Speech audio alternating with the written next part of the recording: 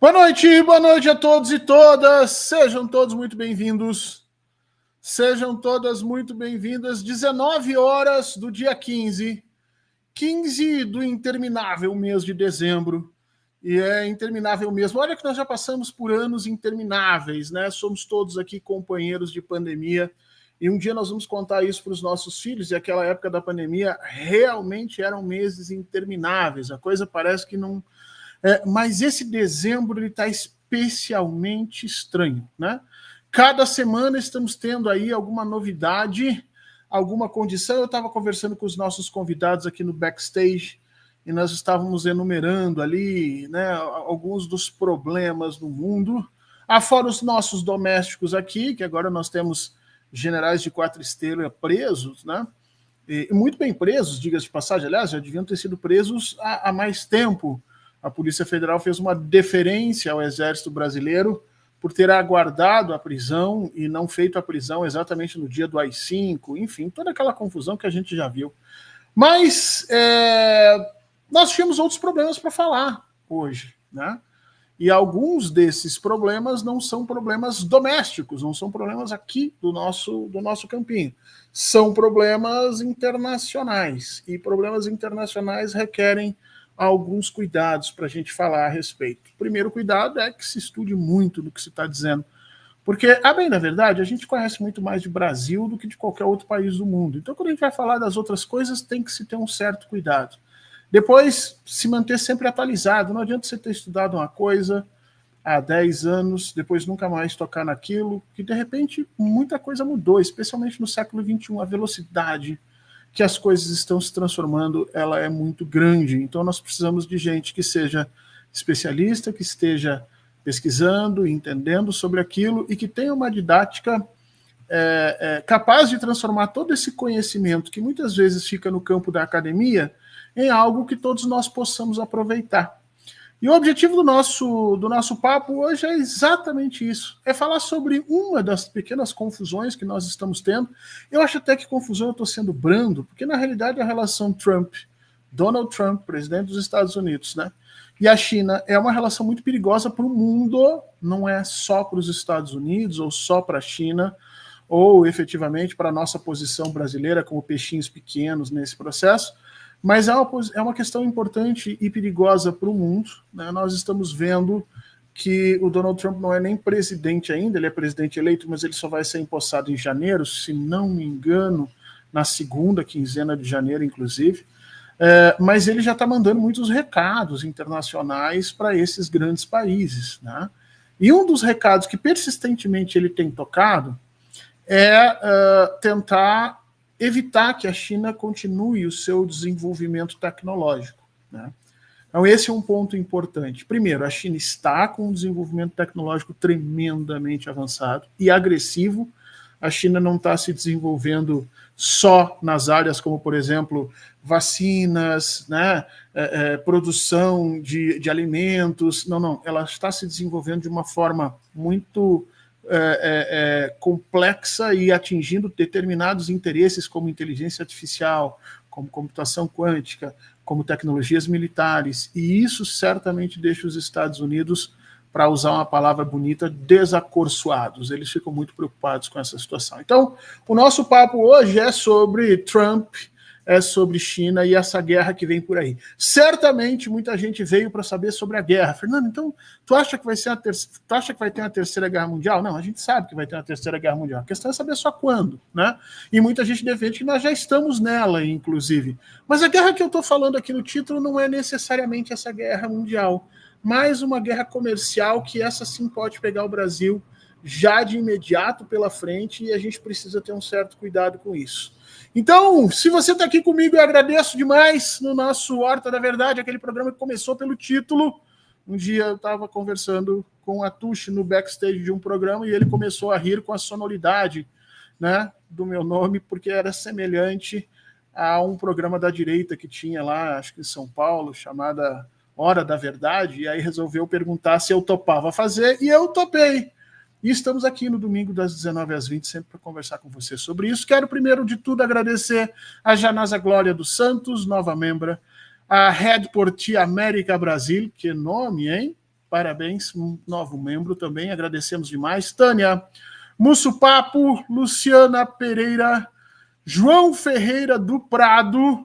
O João Ferreira usa uma foto da bandeira, né? Eu ainda não me acostumei a olhar para a bandeira e me sentir tranquilo ainda. Os resquícios do bolsonarismo ainda fazem parte da minha vida. Eu olho alguém de verde e amarelo ou com a bandeira, eu já olho e digo, ih, meu Deus, né? Mas no caso aqui não, agradecer ao João Ferreira do Prado, uma bandeira estilizada, bonitona aqui. Kelly Silva, nova membra, muito obrigado, Kelly. Nádia TTIR, agradecer demais também a Maria Helena Seabra Soares de Brito, nome de nobre, né? Maria Helena Seabra Soares de Brito. E Ana Terezinha Souza também, novos membros. Hoje vocês realmente resolveram arrumar novos membros aqui. Vamos lá. Rose Conte também agradecendo. Maria Elizabeth Ferreira. Cristina de Souza, mais uma membro. Ixi, tem mais gente ainda aqui, gente. Irbin Tupiniquim, essa é muito legal. Rosicler Araújo, muito obrigado. Carlaile Pina Meirelles. Maria Lourdes Nogueira. Tem mais gente, não sai daí. Marco Aurélio Pastela. Zelma Gonçalves Maier. E Heloísa Helena Costa. Muito obrigado por se tornarem membros no 247. Vocês sabem que o jornalismo não hegemônico no Brasil, ele precisa do auxílio de todo mundo, não é brincadeira não, é muito importante a presença de vocês, agradeço demais todos esses novos membros e peço que vocês se inscrevam no canal do 247, peço que você dê like nesse conteúdo, peço que você vá lá votar no UOL para canal, eu acho que a votação ainda está aberta, se não me engano está aberta ainda, nós estamos concorrendo aí ao melhor canal de política pelo 2º ano consecutivo. E se sobrar dedo, depois de ter feito tudo isso, né? Porque tudo isso é de graça, mas é dedo que vai. Se inscreve também lá no nosso canalzinho, no canal Fernando Horta. Você pode procurar no YouTube. Estamos sempre com conteúdos durante as semanas atualizados. E vamos trazer para vocês conversarem, então, aqui duas das pessoas mais especialistas ou com um nível de conhecimento, de participação e de pesquisa hoje no Brasil mais alto sobre o nosso tema, que é China. Eu tenho o prazer imenso de receber aqui o meu querido amigo professor Diego Pautasso e a querida amiga professora Isis Paris Maia.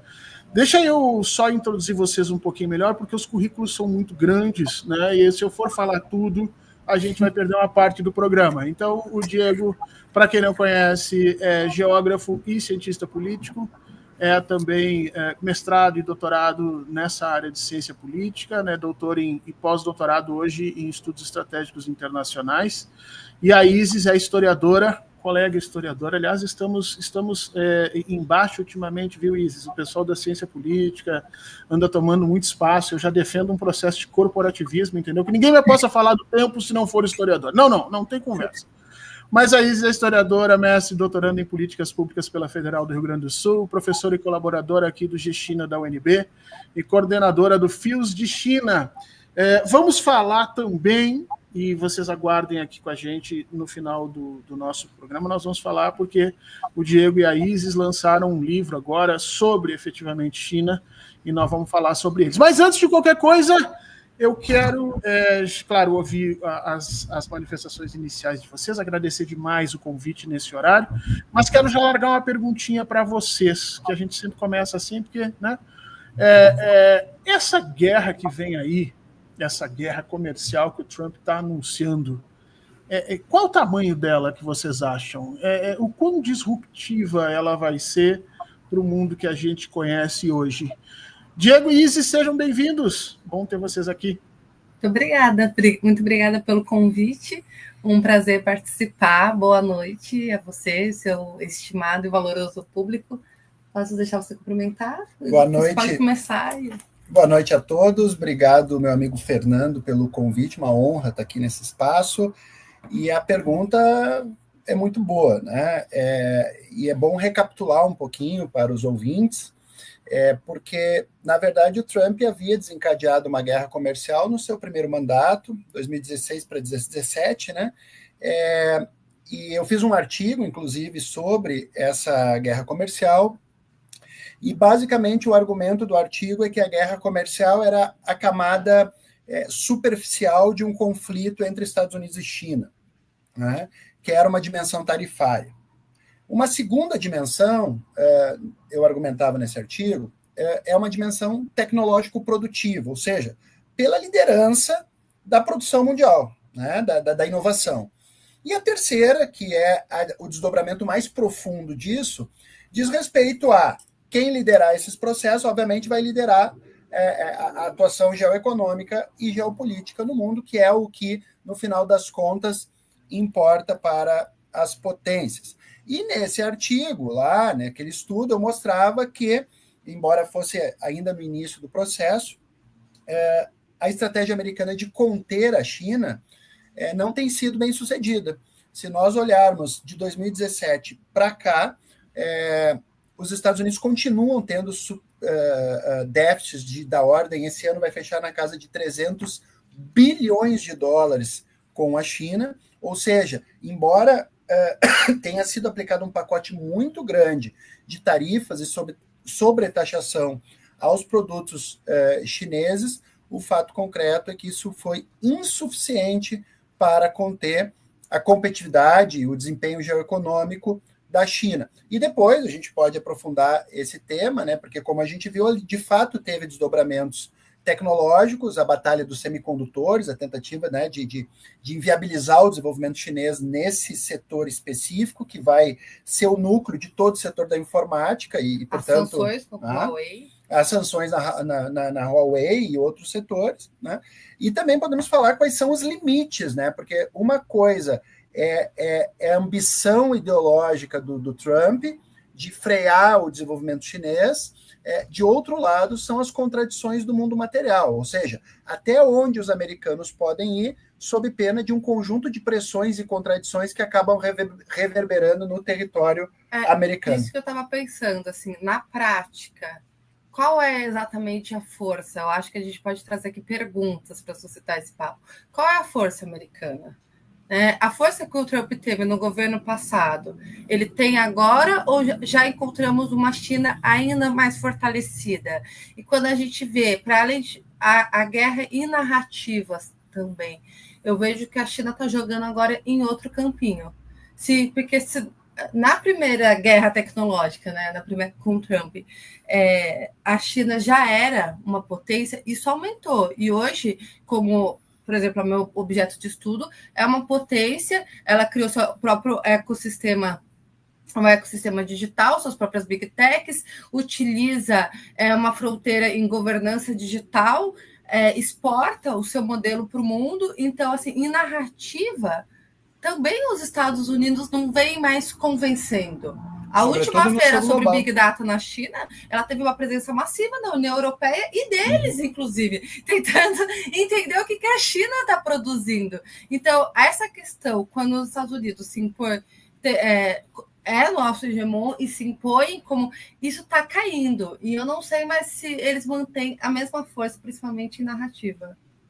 Eu acho que a gente tem um assunto para pontapé, assim, né, para começar um papo. Essa pergunta ela é muito importante. Lembrou bem aqui o Diego, né? No primeiro governo Trump, ele escolheu a China como o seu principal inimigo, né?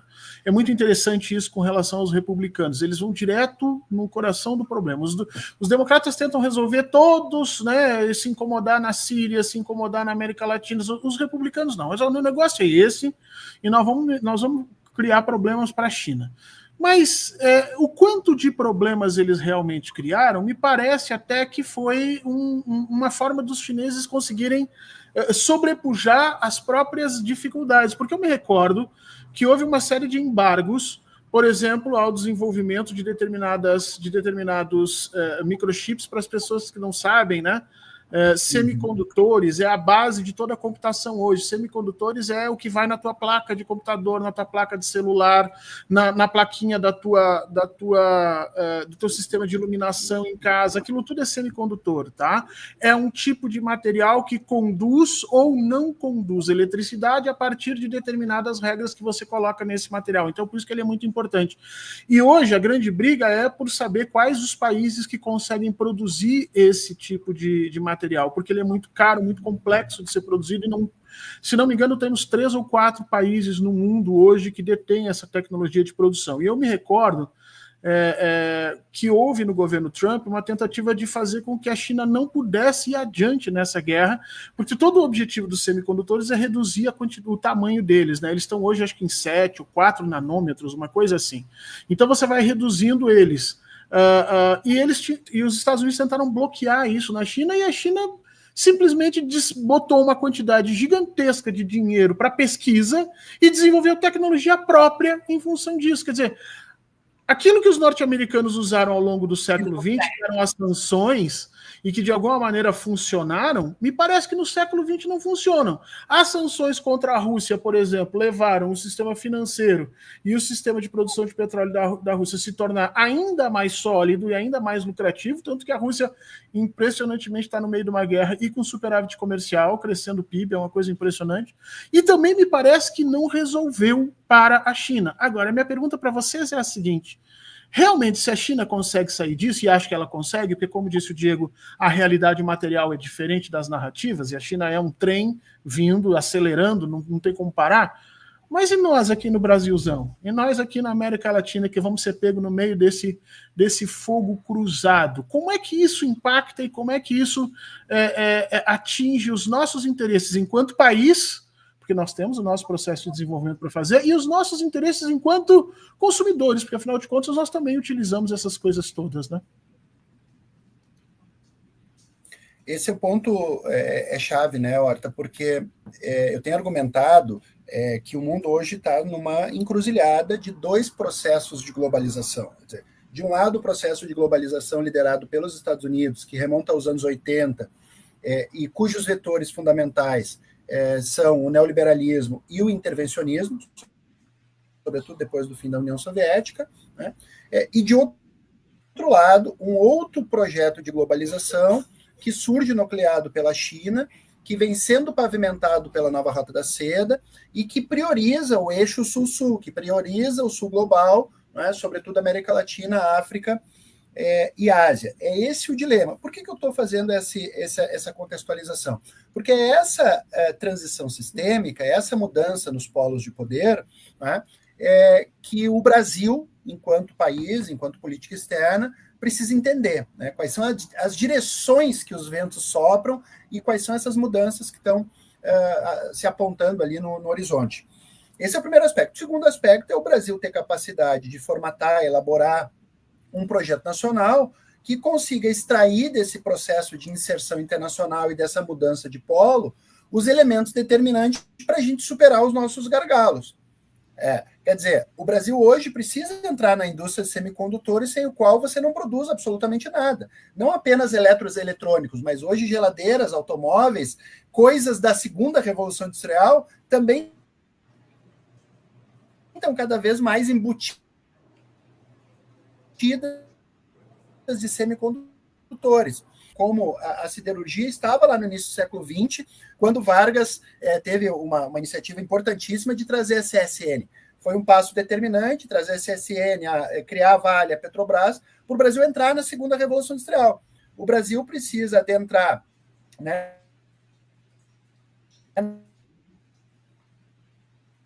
na transição energética, o Brasil precisa adentrar na indústria semicondutor e, consequentemente, né, entrar em sintonia com uma economia condizente com essa nova realidade. Eu acho que passa um pouco por aí, e daí a importância de entender o papel da China, dos Estados Unidos, as oportunidades e, claro, dos desafios, porque mais do que nunca o mundo é um grande fio desencapado, onde pequenos curtos-circuitos ocorrem sistematicamente. E, obviamente, pisar em falso também tem seu preço.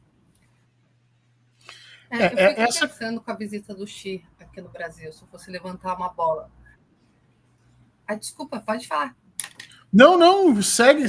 Eu estou só preocupado. Eu não sei se são vocês ou se sou eu que estou cortando. Tá me ouvindo? Tá me ouvindo? Alô? Consegue me ouvir agora? Estou ouvindo. Eu estou achando eu tô só preocupado. porque é por causa do... Sim, estamos ouvindo bem. Eu estou só preocupado porque vocês, eu não sei se sou eu ou se são vocês que estão dando uma queda. Eu acho que sou eu, porque agora vocês não me ouviram, então provavelmente sou eu que estou dando uma queda, para o resto do pessoal tá ok. Quem está nos ouvindo, se puder dar um ok, né, e dizer, olha, quem é que está travando, para a gente saber que, de repente, a gente dá uma ajeitadazinha. Vocês tocaram nessa questão do Brasil desenvolver esse processo, né, criar esse processo de desenvolvimento nacional, sem o qual a gente não vai adiante. Esse é um tema que a gente também pode discutir, e a gente sabe que isso é um dos problemas hoje do governo Lula.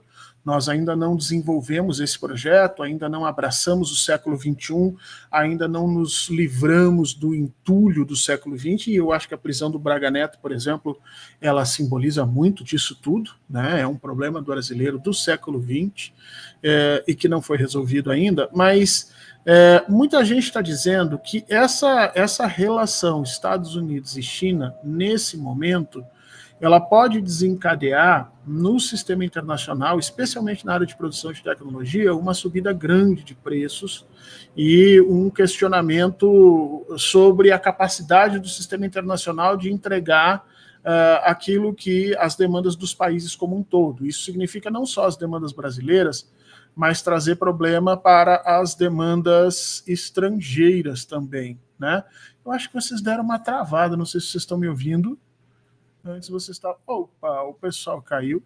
Deixa eu ir lendo aos pouquinhos aqui, e assim que eles voltarem, a gente retoma. Opa, voltaram aqui, ó. Voltamos. Mudamos de posição na casa, porque está tendo ciclone. Então eu acho que isso não Porto Alegre.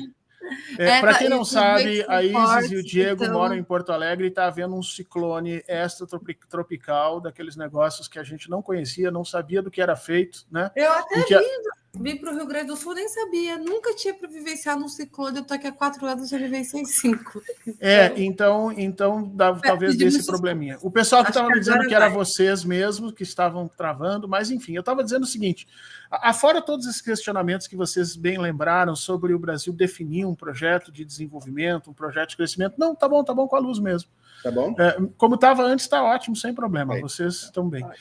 Afora tudo isso, tem muita gente dizendo que essa posição do Trump e da China, e obviamente que a China está retaliando, né? Porque a gente sabe que a China tem no seu território uma quantidade muito grande de metais específicos para a indústria de informática. Muita gente está dizendo que se essa escaramuça, né, não vamos dizer que é uma guerra ainda, mas essa escaramuça crescer, ela vai ter a capacidade de romper com o sistema de entrega de demandas internacional nessa área, né? Porque não é só o Brasil que depende de semicondutores, a França depende, a Inglaterra depende, você tem apenas Holanda, Bélgica, Taiwan e talvez a Coreia do Sul, e os Estados Unidos, óbvio, mas os Estados Unidos, em termos de indústria nacional, eles não conseguem atingir 20% da demanda deles de semicondutores com as indústrias que eles têm. O Trump disse que vai lançar um plano agora de não sei quantos trilhões para começar a crescer isso, mas o fato é que muita gente está dizendo o seguinte, olha, se essa discussão for mais adiante, isso vai romper as cadeias de produção no mundo, isso pode gerar problemas para todo mundo, inclusive no Brasil, né? Então, você acha que é possível isso mesmo? Você acha que nós vamos ver, a partir dessa disputa Estados Unidos-China ou da disputa União Europeia e Rússia, uma ruptura do processo de globalização, da ideia da globalização? Porque a ideia da globalização era essa, olha, vamos unir os processos econômicos, né, garantir a demanda, o lucro acima de tudo, mas protegendo propriedade e tal, e não vamos nos importar muito com a política nessa situação. Só que agora mudou. Parece que nós vamos ter problemas sérios com isso. E essa disrupção, eu acho que pega a gente no meio, vocês não acham?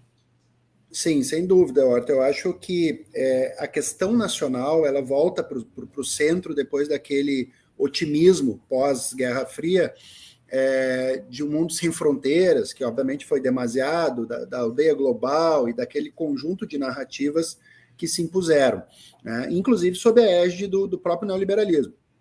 Os grandes países, né, a Rússia, a China, mas também Brasil, Estados Unidos, a União Europeia como um todo, né, tem cada vez mais, digamos, colocado no centro da questão nacional determinadas questões estratégicas, entre elas a questão tecnológica, entre elas a questão dos semicondutores, né?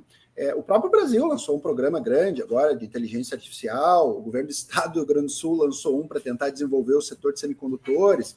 Eu acho que essa preocupação está ganhando um pouco mais a arena pública. E é bom lembrar, mesmo durante a pandemia, né, foi justamente a interrupção na produção de semicondutores que acabou abalando a produção de tudo o resto, que o preço dos automóveis, por exemplo, disparou no Brasil por causa da falta de semicondutores. Então, me parece que já foi dada a sinalização para o Brasil, inclusive, do imperativo de entrar na indústria do século XXI. Né? A gente não pode ficar à mercê completamente, para além das questões do imperativo da reindustrialização, da agregação de valor, da mudança do perfil da inserção do Brasil no sistema internacional, etc, etc, etc. Mas eu penso que, por um lado, tudo que os chineses não são ingênuos, né? E eles têm uma visão de longo prazo. E faz tempo que eu vejo eles já preparando o campinho para essa guerra. Se prepara o campinho na questão de Taiwan, que eles já avisaram muitas vezes que eles não pretendem, não querem ter que atuar militarmente, mas se necessário vão e estão fazendo seus exercícios. E você vê que eu e o Diego, a gente está dando um curso sobre a nova rota da seda, e a China está preparando todo um outro mundo que um pouco exclui, né, a União Europeia, Estados Unidos, criando toda uma rota comercial que pega principalmente a Ásia, a África, um pouco da América Latina, entra um pouco ali na Europa, mas principalmente tirando a Europa dessa posição de ser um grande hub. Né? E a gente mostra os dados, né, a participação dos Estados Unidos caiu de 20% para menos de 15% nas exportações chinesas. A Europa também diminuiu muito. O grande crescimento do comércio exterior chinês é com a África, América Latina e Ásia. Isso a gente fala muito, né? Porque a China, a presença da China na África é sobretudo para abrir mercado. Você não compra, quando a gente vê a Etiópia, 75% da estrutura de 5G ela foi colocada pela China, porque se você não compra o celular, se você não tem acesso à internet. Então, ela está abrindo todo um outro mercado. Então, o que eu consigo assim, observar é que a China já se prepara para isso, bem como quando o Bolsonaro, lindamente, contém ironia, nos governou, a China não cortou relações e soube ir jogando, eles imaginavam que o Trump podia voltar. Né? Então eu vejo que há uma preparação de campinho e acredito, só para completar a pergunta anterior, que embora a gente fique no meio desse campo, abre possibilidades para fazer acordos mais interessantes. Exatamente. Que grandes que os dois própria China, inclusive para criar empresas para desenvolver, para a gente fazer joint ventures e a gente desenvolver os nossos semicondutores. Exato. É o momento do Brasil também saber explorar essas contradições. Durante a campanha, o presidente Lula fez um alerta, no meu entendimento, muito correto. Ele foi visitar, naquele processo de campanha, foi visitar alguns empresários, e você tem no Brasil uma divisão muito grande. Tem os empresários que estão completamente maravilhados com a China, vendo possibilidades e tal, e acho que até maravilhados demais, e tem empresários que estão completamente contrários, refratários a qualquer relação com a China. E eu me recordo que ele foi fazer, eu não me lembro qual é a cidade, uma cidade do interior de São Paulo, e ele fez a seguinte pergunta, né? O que o Brasil quer com a China? Uhum. E essa pergunta é essencial, porque a gente não pode achar que a China vai resolver todos os problemas do desenvolvimento brasileiro, que é o novo super-herói do mundo, como, de alguma maneira, se pensou que a União Soviética era lá no século XX. Né? Não é isso. A gente tem que ter um projeto nosso em que a China adense esse projeto e participe. Né? Só que o governo Lula tem tido uma postura estranha com relação às relações internacionais. Eu sei que vocês dois trabalham esse tema também. Rompeu, vamos dizer assim, ou se afastou de aliados na América Latina, não sabe de que lado entra nessa disputa geopolítica, enfraqueceu as conversas com o BRICS de alguma maneira, especialmente a última reunião que houve ali, isso ficou muito claro, né, deu um passo atrás, ou pelo menos não quer um BRICS que seja questionador da ordem internacional. A postura do Brasil com relação à China, vocês acham que Está correta, não está? Nós temos que melhorar? Está dentro dos interesses brasileiros ou não? Como é que vocês veem essa política internacional brasileira com relação à China e com relação, obviamente, a essas transformações geopolíticas que estão acontecendo aí? O presidente Lula e o Brasil, de uma forma geral, na visita aqui do Xi Jinping, a coisa que mais se falou é: o Brasil vai ou não aderir à Rota da Seda, que implicação isso teria, qual é a visão do Brasil, que lugar a China poderia ter. É nítido que, como você destacou, Horta, foram muito fortes as pressões para que o Brasil não aderisse formalmente à nova Rota da Seda. Tanto dentro do governo, parlamento, na mídia, a pressão foi forte. Acho que dos males, o menor, ou seja, o Brasil fez uma espécie de Rota da Seda informal com aquilo que chamou de sinergia. Foi uma tentativa de aprofundar as relações com a China, assinando 37 importantes acordos e memorandos, né, mas sem ter o custo que teria caso o Brasil formalizasse a sua adesão na Rota da Seda. Em função daquilo que tu mesmo já disse, né? Temas relacionados à Venezuela, Nicarágua e muitos outros, a pressão da mídia, inclusive no caso dos BRICS, um editorial do O Globo extremamente virulento contra o BRICS, dizendo se tratar de uma organização anti-ocidental, aquelas coisas todas. Acho que o Brasil conseguiu diminuir o dano, mas ainda assim fica uma questão, porque o que acontece? O Brasil, que quer exercer um protagonismo, que quer ser um dos líderes dos BRICS, que quer ter um assento no Conselho de Segurança da ONU, que reivindica uma certa liderança na América do Sul, também fica profundamente receoso, não é, de desagradar os Estados Unidos em determinados temas, como esse da adesão formal à nova Rota da Seda. Eu não acho que seja trivial a tomada de decisão do presidente Lula em função das pressões internas e das pressões internacionais, né? Sobretudo porque isso ocorreu logo após as eleições municipais, né? Que ainda criou uma camada adicional de adversidade, mostrou uma força muito grande dos setores conservadores no Brasil, né? E tudo isso é sopesado, né, na hora da tomada de decisão. Mas, de novo, dentro desse contexto adverso, acho que a tal sinergia foi a solução possível para aprofundar. Acho que algumas figuras mais importantes do governo Lula têm clareza de que a China ela é decisiva, inclusive, para desfazer certas amarras de desenvolvimento. A gente está com um orçamento limitado pelo arcabouço e a herança do teto, parte do orçamento foi capturado pelo Congresso, né? Precisa tocar o PAC, precisa reindustrializar o Brasil, precisa integrar a América do Sul, porém não tem fundos, não há uma capacidade de impulsionar isso, e esse é um dos lugares que a China pode assumir num projeto de desenvolvimento nacional. Acho que você completou. Eu queria perguntar uma coisa. Isis, explica para quem está aqui nos assistindo nesse momento o que é a tal da nova Rota da Seda. Porque a gente fala disso, mas tem gente que às vezes não sabe o que isso significa. Claro, explico sim. A nova Rota da Seda, ela tem esse nome fazendo uma analogia à velha Rota da Seda. Então, entre o século 5 e o 15, né? Então, entre 500 e 1500, isso, né? 1000 anos, né?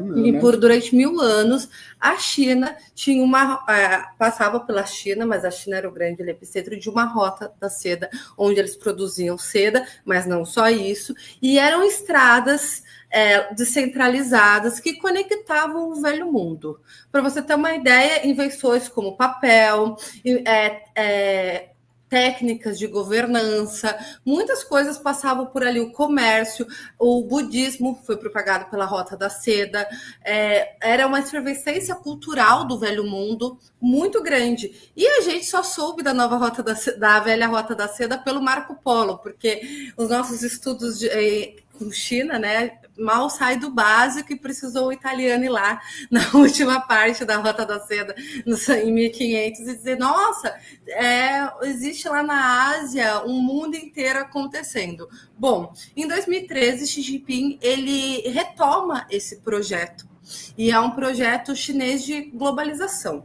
A ideia começou, então, atualmente são 100 e quantos países? 150 países. 150 países, 3.000 projetos andando. Então, a China, ela cria projetos de infraestrutura, abertura de mercados. A ideia é fazer isso sem intervenção nos países. Então, por exemplo, aqui, a gente, para ter os empréstimos do FMI, a gente teve que entrar numa lógica neoliberal. Isso não acontece na nova Rota da Seda. Se você fizer um acordo, uma abertura de portos ou algo assim, os países eles vão negociar os termos entre si. Ninguém está dizendo que é a capinha daquela revistinha do Testemunho de Jeová, que tem um paraíso, que leão brinca com gatinho. Não é assim, cada país precisa aí saber negociar e defender, e entra também, se quiser.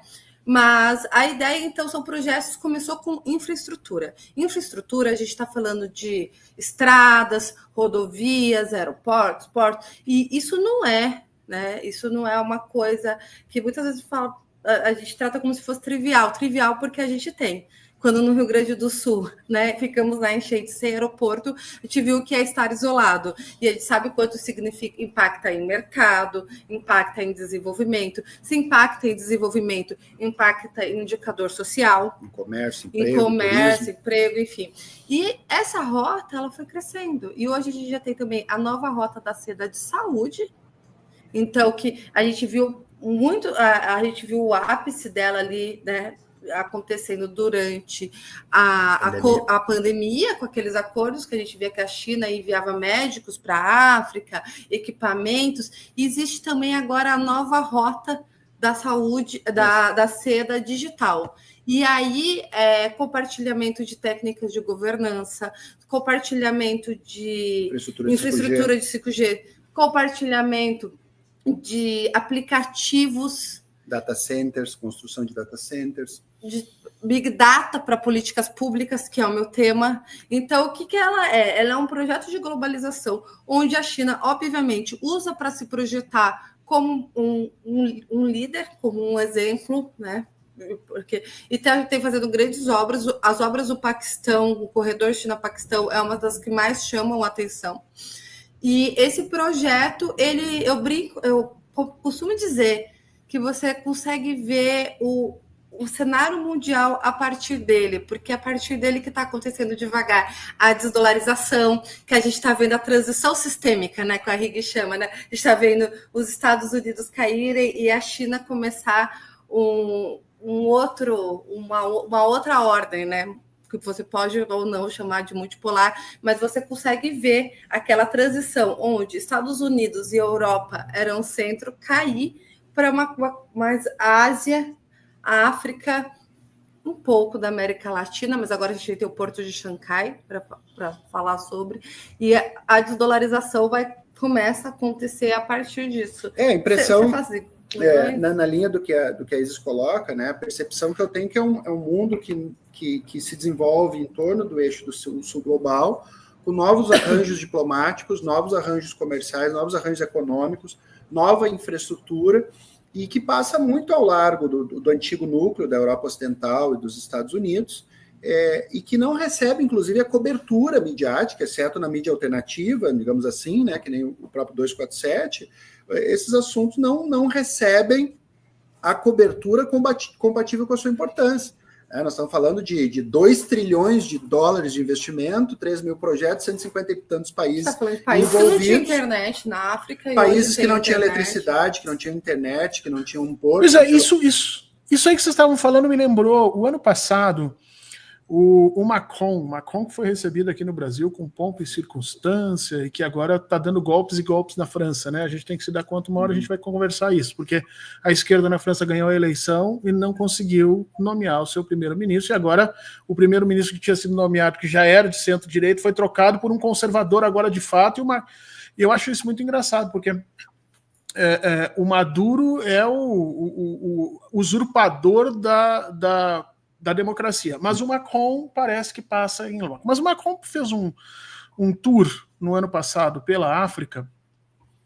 Foi no ano passado ou foi no início desse ano? Eu acho que foi no final do ano passado, início desse ano. E ele foi visitar os países que eram antes colônias europeias.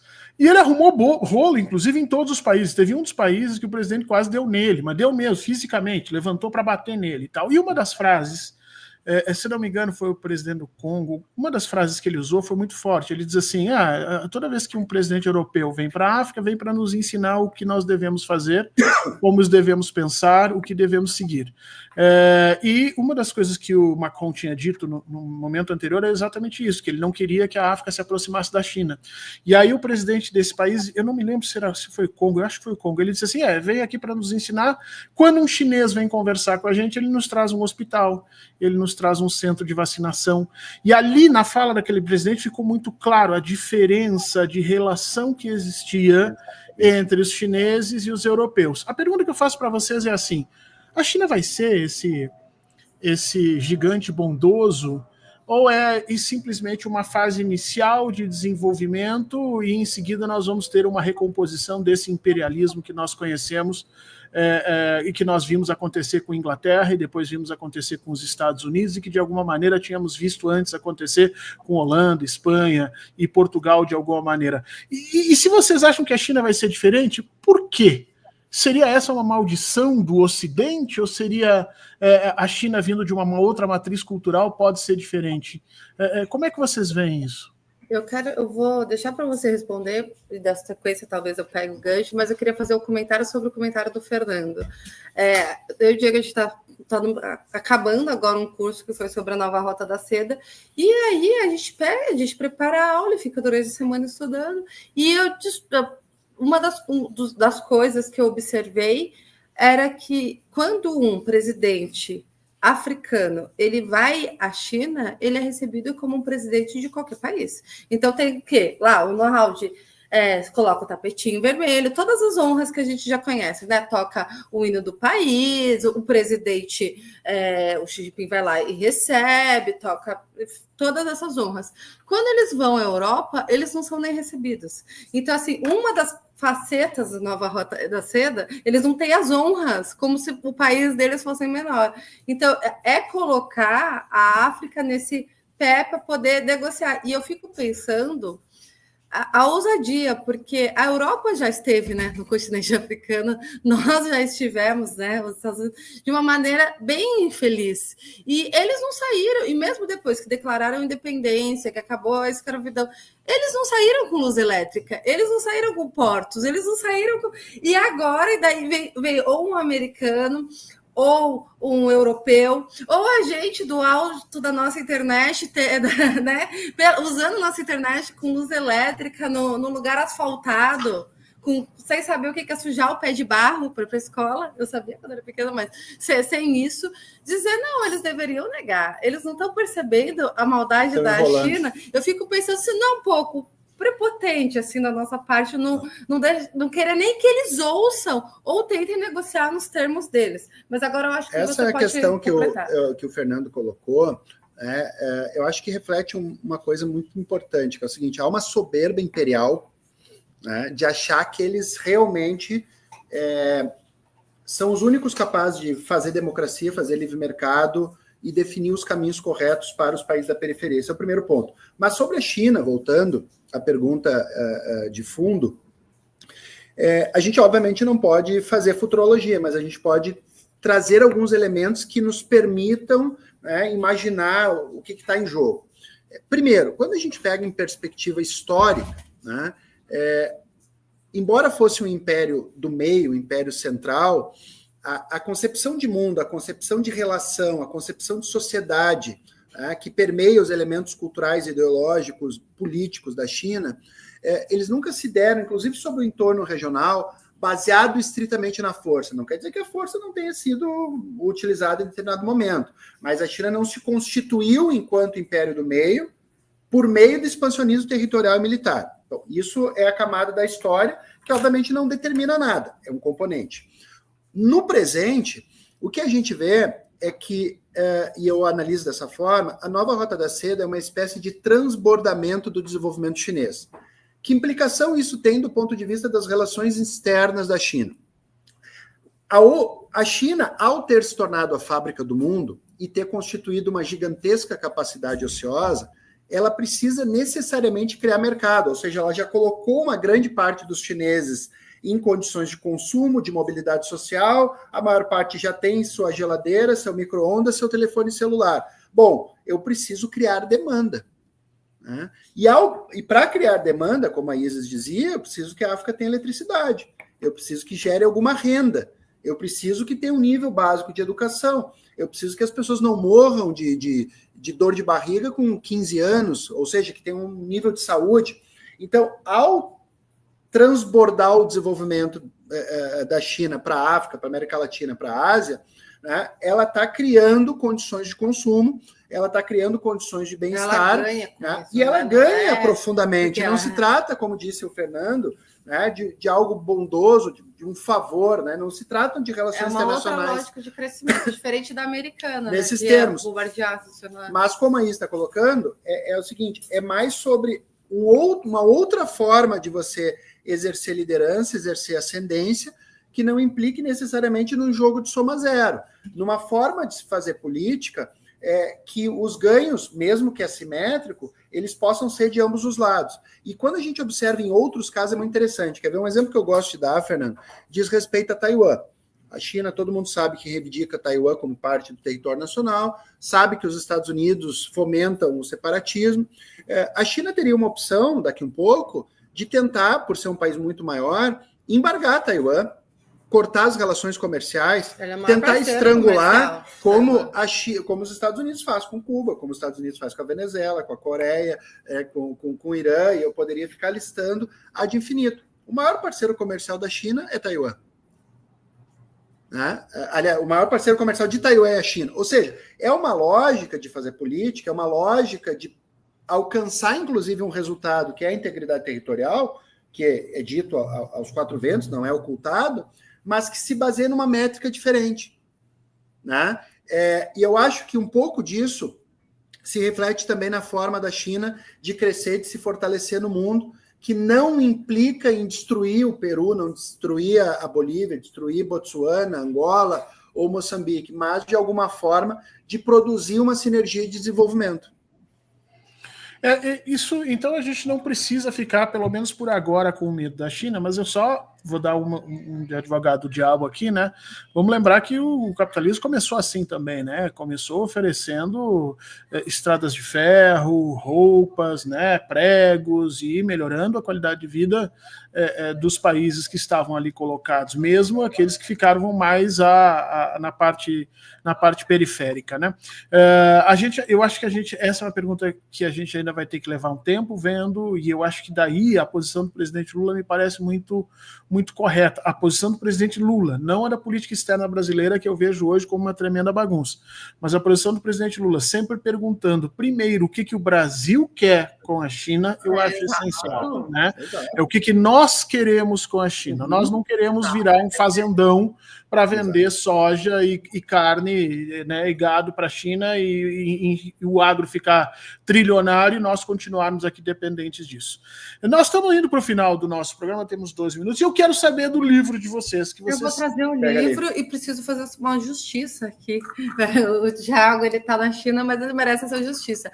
Esse livro não é meu com o Diego, é do Diego e do Thiago Nogara, que é um grande pesquisador. Mas beleza, mesmo que o Diego vem um aí no futuro, mas espera aí que eu já vou pegar. Com a Isis é o curso, a gente está ministrando, de fato, o curso sobre a Rota da Seda no Fios de China.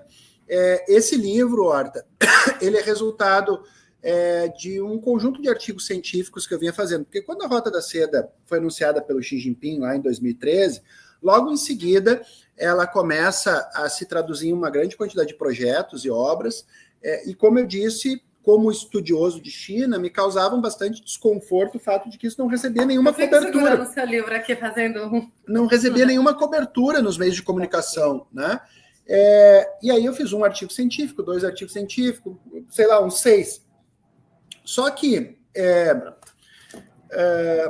eu achei que, para além dos artigos científicos, que ficam muito numa bolha acadêmica, eu achei que precisava fazer um livro, um manual, algo mais abrangente, que fosse para o especialista em China, né, que fosse para o cara que estuda relações internacionais e temas internacionais, mas que fosse para o cidadão, vamos dizer assim, interessado em conhecer uma realidade que eu acho que bate na porta cada vez mais de todo mundo. Não há uma pessoa hoje no Brasil que, de alguma forma, não fique um pouco perplexo com essa realidade chinesa. Não há uma única pessoa que não rodou um Reels no Instagram e não viu um prédio que foi construído em pouco tempo, ou um pagamento digital feito com a mão, ou um trem de alta velocidade que vai de uma cidade a outra em poucas horas. E as pessoas ficam se perguntando. Ou então que comprou um smartphone que é de fabricação chinesa, um automóvel de fabricação chinesa, ou compra ou vende para a China, ou exporta para o mercado chinês algum produto brasileiro. O cidadão é lá do interior de Ametista do Sul e 80% das pedras semipreciosas são exportadas para a China. Mas peraí, que país é esse? Então há um interesse crescente em entender quem é essa China, há um interesse crescente no seu principal projeto, que é a nova Rota da Seda, e é por isso que eu optei por não apenas falar da nova Rota da Seda. Eu pego um primeiro capítulo em que eu reconstruo muito rapidamente o processo de desenvolvimento chinês, as modernizações, as zonas econômicas especiais, o papel do Deng Xiaoping, digamos assim, em uma mudança e uma reestruturação do desenvolvimento chinês. Depois eu falo da Rota da Seda e seus desdobramentos práticos. E, por fim, como diz o subtítulo, eu falo da rivalidade sino-estadunidense, que se desdobra em alguns dos pontos que nós tratamos aqui, que o Horta trouxe à mesa, né? O caso da guerra comercial, a batalha dos semicondutores, né? A questão de Taiwan e muitos outros conflitos e fios desencapados que, em alguma medida, são desdobramentos da ascensão chinesa, da Rota da Seda e da política americana de contenção desse fenômeno novo que busca lançar uma globalização alternativa àquela liderada pela Casa Branca. É um pouco isso. E pedir desculpa para o Thiago Nogara, não o conheço, mas peço desculpa ao Thiago e à Isis. É sempre ruim a gente fazer essas coisas, mas desculpa, viu? Eu vou esperar o livro da Isis para lançarmos juntos, entendeu? E aí a gente dizer, o livro é da Isis e o Diego fez uma partezinha pequena ali, né? E só para constar... nome, né? Por educação, eu venho sendo muito educada. Você, na capa do livro, você faz um mapa dessa nova Rota da Seda. A capa ficou muito bonita, viu, Diego? Não sei quem pensou a capa, mas ficou muito bonita. Ela faz um mapa, né? Ela tem esse mapinha aí que mostra um pouco o que é essa nova Rota da Seda, esse projeto de expansão, de transbordamento. Eu gostei muito de ser utilizado, você usou esse termo, Diego, transbordamento da economia, da sociedade, de uma certa ideologia da China, né? Eu defendo já há algum tempo, por exemplo, que as grandes navegações foram um transbordamento de tudo isso da Europa, né?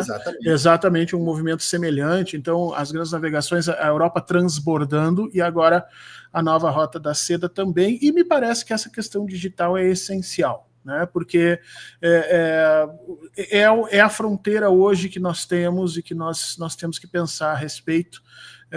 E me parece que nós estamos muito atrás. Aqui sempre, no finalzinho, eu sempre largo uma pergunta bomba para os nossos convidados, para não ficar parecendo que é uma coisa entre amigos, entendeu? Que é uma coisa assim que é meio acertado, o Fernando leva uns parceiros dele lá, fica tudo... Não. Aqui a gente faz a coisa ficar realmente complicada. A minha pergunta para vocês, nessa pergunta bomba agora, nos últimos 5 minutos, com relação a essa questão digital, né? Não parece... E aí, quando eu falo não parece, obviamente que eu já estou dizendo qual é a minha posição, mas não parece que nós estamos entrando no século XXI, nós Brasil, estamos entrando no século XXI, num processo de ainda maior atraso do que nós entramos, por exemplo, no século XX e no século XIX? Explico. A gente foi ter a nossa primeira siderurgia no Brasil, foi a Companhia Siderúrgica Nacional, a CSN, no período varguista, né? Sendo que a Europa já tinha 100 e tantos anos de desenvolvimento de indústrias nessa área, basicamente. Então a gente estava ali na transição dessa primeira transformação capitalista, a gente estava 100 e poucos anos atrasados, né? Se nós formos olhar agora, né, nós não estamos conseguindo produzir. A nossa maior fábrica de produção de semicondutores é a Ceitec, a nossa única fábrica, aliás, é a única na América Latina, até onde eu sei. E ela está produzindo na base de 30 nanômetros. E hoje a fronteira de produção é na base de 7 a 4 nanômetros, ou seja, nós estamos muito longe. Mas, para além disso, não te parece que, comparativamente, em função das escolhas que nós fizemos, especialmente na virada do século XX para o XXI, o Brasil entra no século XXI mais distante da ponta dessas tecnologias e desse processo de transformação do que nós estávamos lá no século XIX e no século XX? Claro, essa comparação ela sempre tem o risco assim enfim, das diferenças de cada século, né? E dos países líderes em cada contexto. Eu não tenho a menor dúvida que nós ficamos para trás aí nos últimos 40 anos. O processo de desindustrialização ele é visível, ele é quantificado, né? Isso se deveu, em parte, a algumas escolhas erradas, né? A uma visão bastante ingênua do processo de globalização, depois da crise da dívida, o desmonte de vários elementos do patrimônio dos ativos nacionais que se seguiram a esse processo, o processo de desnacionalização, além do processo de desindustrialização, né? Associado a isso, eu acho que o Brasil perdeu elementos mínimos de coesão acerca de um projeto nacional, né? E isso dificulta. Às vezes eu falo, inclusive no âmbito da esquerda, né, que a fragmentação das pautas ideológicas, elas têm um papel importante na medida de trazer uma maior representatividade de todos os segmentos para dentro de uma agenda. Por vezes falta o elemento de coesão, um elemento estruturante que permita ao Brasil, né, unificar as agendas em torno daquilo que é determinante. Na minha opinião, o elemento determinante é o desenvolvimento. É o desenvolvimento que permite criar recursos fiscais para a gente proteger os setores vulneráveis, para que a gente faça política social, para que a gente inclua a maior parte das pessoas, para que a gente distribua renda, né? E, por vezes, o elemento do desenvolvimento ele saiu da pauta da esquerda, né? Ao sair a questão do desenvolvimento e ficar muitas vezes na pauta de reconhecimento, né, a gente produziu uma certa dissonância que eu creio que também contribui para os fatores sistêmicos e os fatores domésticos, nacionais, que levaram o Brasil a perder esse compasso. Então, só concordando contigo com relação a esse gap nosso. Bom, dito isso, né, a gente precisa retomar o desenvolvimento, o tema público do desenvolvimento, da inovação, né, para formatar as tarefas para que a gente queime etapas, né, para que a gente, tal como com a CSN, consiga dar os passos que reduza essa distância.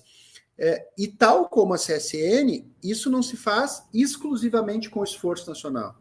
Todos os processos de desenvolvimento se nutriram de algum grau de joint venture, de transferência tecnológica, para que permita que você queime etapas. E você só vai fazer isso se você entender quais são os elementos que estão em jogo e quais são as cartas que você pode usar para poder saltar esse fosso, né, que nos separa aí da dianteira tecnológica. Acho que passa um pouco por aí.